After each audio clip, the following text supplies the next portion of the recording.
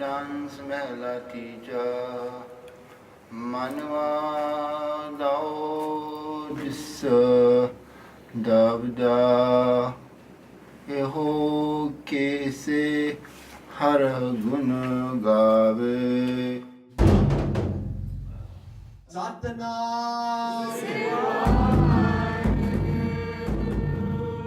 There have never been Sikhs from another cultural background other than India. Everything that we do had to be created in a different language, from a different culture.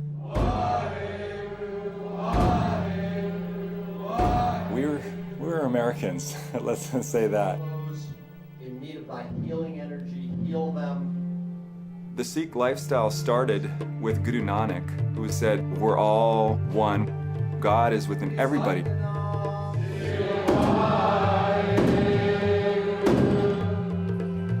Let us remember the Sikh Singh Sahib, Bhai Sahib Harbhajan Singh Khalsa Yogi Ji. Let's always be grateful that he brought to us the teachings of Guru Nanak, his teachings that all things come from God, all things go to God, that we can see God in all and live in love.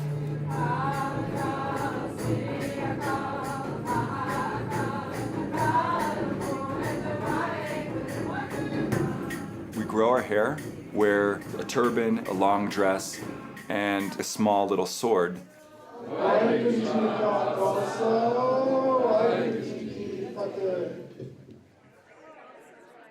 The Sikh community in Espanola, New Mexico has been around for 35 years.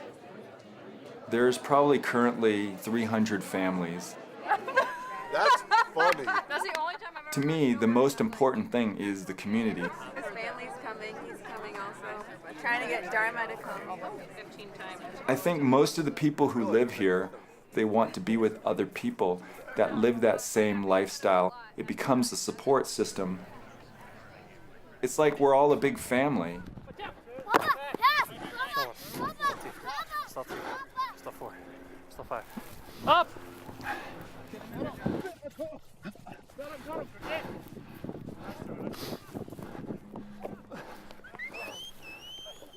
That's it. One more game with that's it.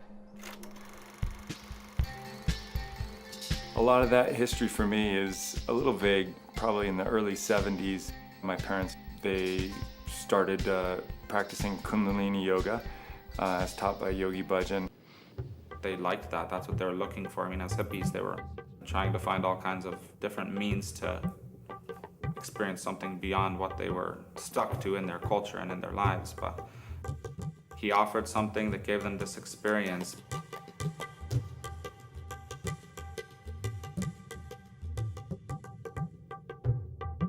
Many of the people that practice yoga related to the religious aspect of Sikhism that Yogi Bhajan was from. They became Sikhs.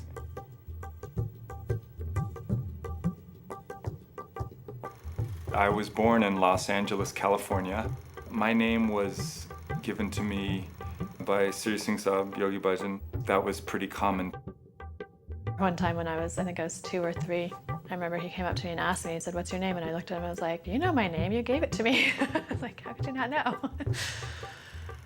I don't know what method or how he chose, but I would like to guess that the names had something to do with the person's destiny.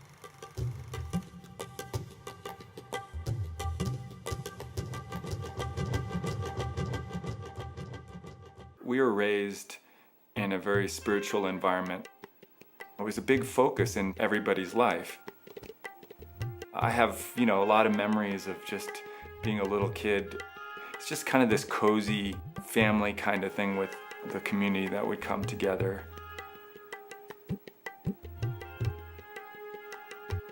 I was 7, almost 8 years old when I went to boarding school in India for about 10 years.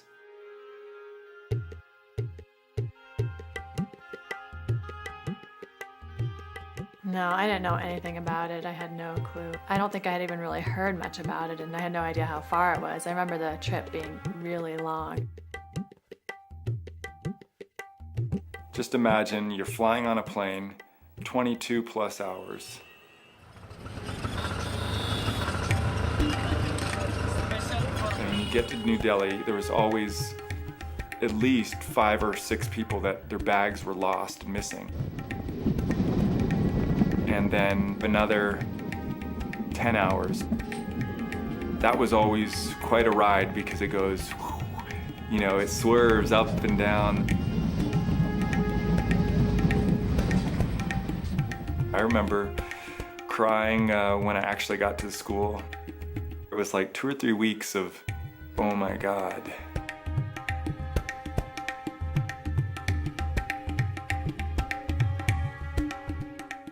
There was Yogi Bhajan, of course, who sent us over there, and part of it was just to be in India, where our religion comes from, and to experience the culture, and then part of it was to get us out of the American school system.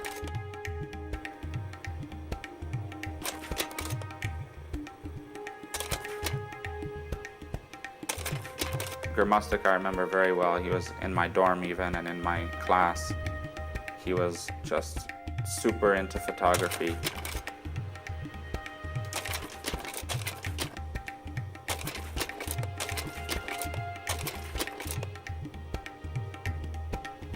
The Indian students are much more obedient than we were. We were always kind of causing problems. It's hard for rebellious Westerners to take, you have to do this because the Guru said you have to do that. So a lot of the kids really rebelled in that way. The way that they would discipline kids was quite harsh. It was common for people to just take with a stick and start hitting you. I think a lot of my classmates didn't have a very positive experience of being a Sikh because it was kind of forced on them. I definitely got homesick. I must have called home once a year. I remember the letters we would write back. Half the time they would just write a letter on the board and they would say, "Dear Mummy and Daddy, how are you? I am fine." A letter took a month or longer if it even got there.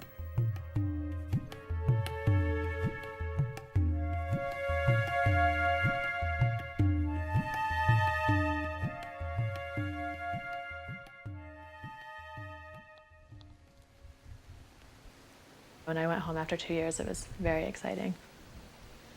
Always what we would do was go into the kitchen and look in the cupboards and the fridge and then watch TV. A bathtub with hot water was quite a luxury. We would always cry and ask to stay home. And when I was younger, when I got older, of course, it changed, but they would send us back. American Sikhs, we can't cut our hair. Typically it's white clothing and you're supposed to wear a turban. And that's something that really sets you apart. So once I got an opportunity to go to school with other Sikh children, I certainly wanted to continue to be in that environment. I was the newcomer. Right before my 15th birthday was when I first went to school in India. I grew up, most of my friends were Catholics, most of my friends went to Mass. It was very difficult for me to wear a turban. I was, I guess, in a way embarrassed because when you're different like that, kids can be pretty cruel and tease you a lot.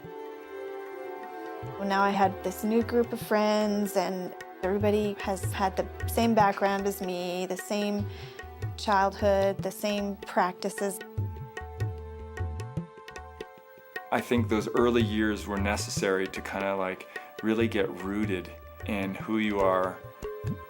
We were sheltered from the Western peer pressure because in India, people accepted us and it wasn't like, who are you, you're a weirdo or some, unusual thing. When I came back and I graduated from school, I wanted to fit in, I wanted to make new friends. You want to date or you want to meet a girl, go out and party, do all the things that teenagers do. That was definitely, a big journey for me, and I went through a lot of stuff. I'd go out to a club and I'd have just a ponytail and a hat or something, and after some time it felt pretty empty.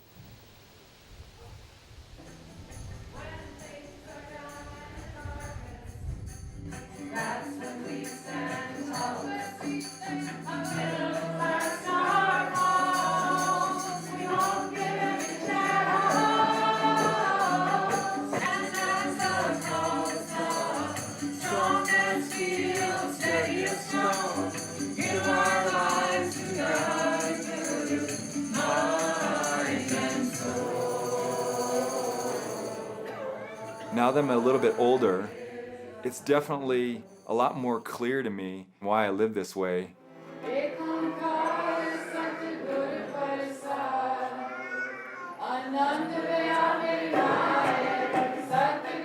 It gives a certain sense of purpose that I haven't gotten anywhere else.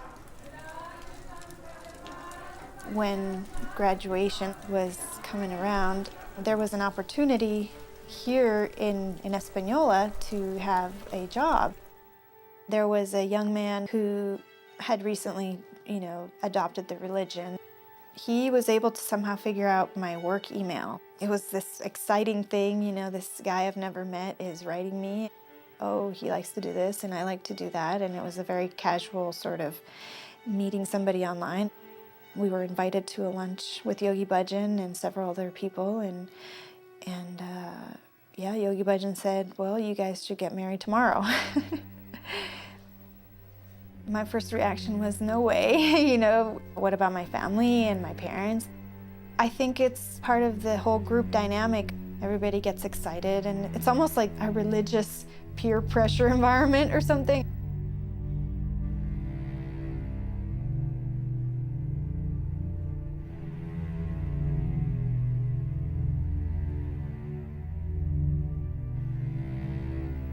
So I ended up agreeing to it, and I was married, the next morning. He believed that two people who were committed to the Guru and to this path, if they could make that commitment to each other and make that commitment to God and Guru, then they could work through anything. I was with Dion through her when she got married and through that, and I know it was a really difficult thing for her, and I think it probably triggered some things in her. I was married for a little over 3 years, just coming to a realization that I'd done something that I personally was not able to really deal with. I made a decision that I didn't want to continue in it. As you can see, my hair is short.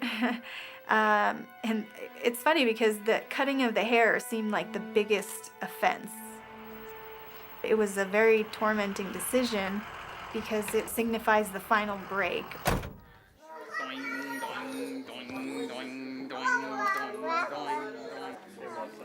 Okay, let's do that right now. Right. Put it in writing. One of the fears I always had that if I stopped participating in the lifestyle that I was all of a sudden going to be shunned, but it has turned out to be far from that. Oh, get the rub. I still have my close friendships. I wasn't judged as much as I thought I would be. They're on a call right now. Good? So is this like a minor emergency, like, you stroll out, or is there like ones where you just like race out? Yeah, code blue. Good one. Copy, thanks. So dispatch, call it one. I was giving Caesar a hard time last night because he could make a patient out of anybody. I've always been very ambitious as far as, wanting to be independent, wanting to earn my own money. I've maintained this job full-time. Monday through Friday, I have a 12 credit hour schedule at UNM. Miles are 92.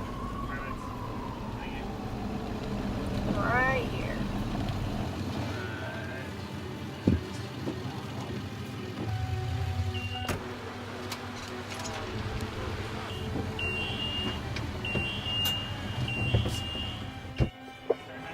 We're en route to the hospital with one female patient, one female passenger.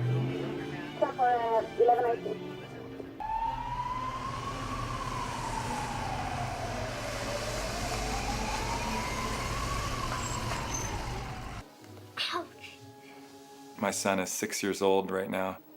He's, I think, in a much more balanced thing because in those early days it was a lot more fanatic. Couldn't eat no sugar, can't wear dark black. Okay, hold still. There was all these like things you couldn't do. What are those fish with worms? It's called a tadpole. Oh, why do you know they? What tadpoles are? Yeah, they're little fishes. Well, they're the babies before they become frogs. Oops. And with my generation, we're kind of a little more balanced. Tadpoles can't eat butterflies, could they? I think they just eat like little leaves and things, like little moss or something, or algae. We'll have to look, maybe we can look it up. This was called the Revolutionary War. It was actually Christmas, and you know, at Christmas nobody really fights because it's a holiday. So the Americans, the colonists, they were hungry, they were tired, and they were cold. What they're gonna do? They're gonna go sneak out and then attack England. Yep, Then they made this whole state. Yep. After that, so the whole war started changing after that, and the Americans started winning after that. Yay! Boo, bad guys, boo! So they called themselves the United States of America. It was kind of a big deal. The kids from our community, once they get to a certain age, they go to school in India. That's like the thing to do. And if you don't, then... We're on time, Narayan! Being a young Sikh kid in a public school around here is not easy. You're gonna get teased and made fun of. Wait, are you gonna drink all that tea? Share some with Mr. Delgado. What? I don't think there's as much of a in-depth conversation about India. You know, when he's old enough to be able to take care of himself, I think he can make the decision, say, I'd like to go.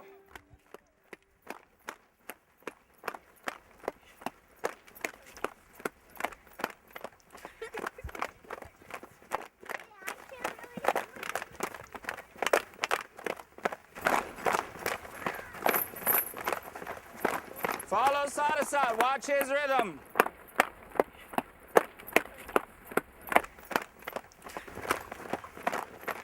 You don't have to bunch up so close. Give yourself a little bit of distance.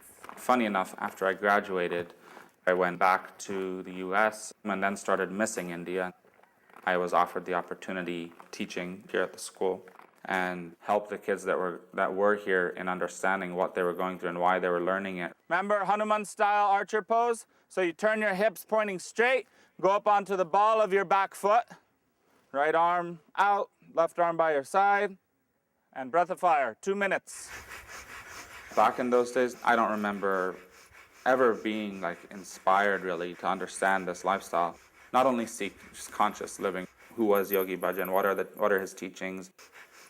All of these things we weren't really made to understand why and given the freedom to kind of play around with it.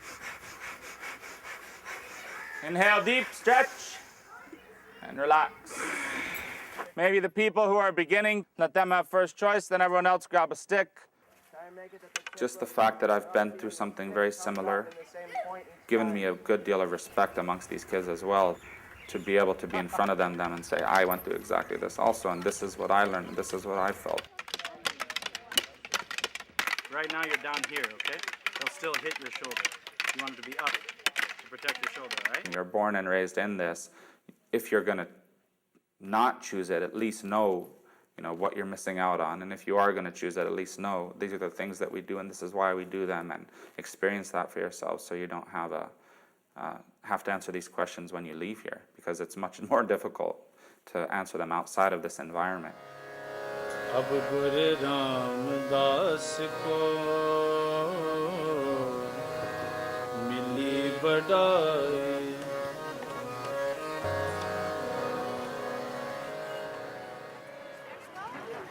Let's go!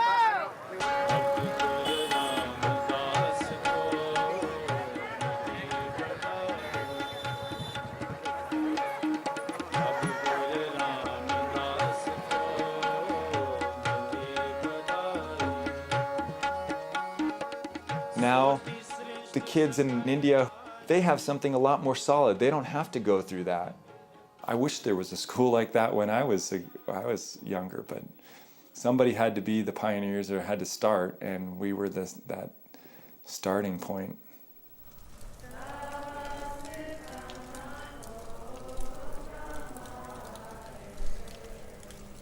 When Yogi Bhajan came to America, he didn't come here to make Sikhs. It was just something that happened.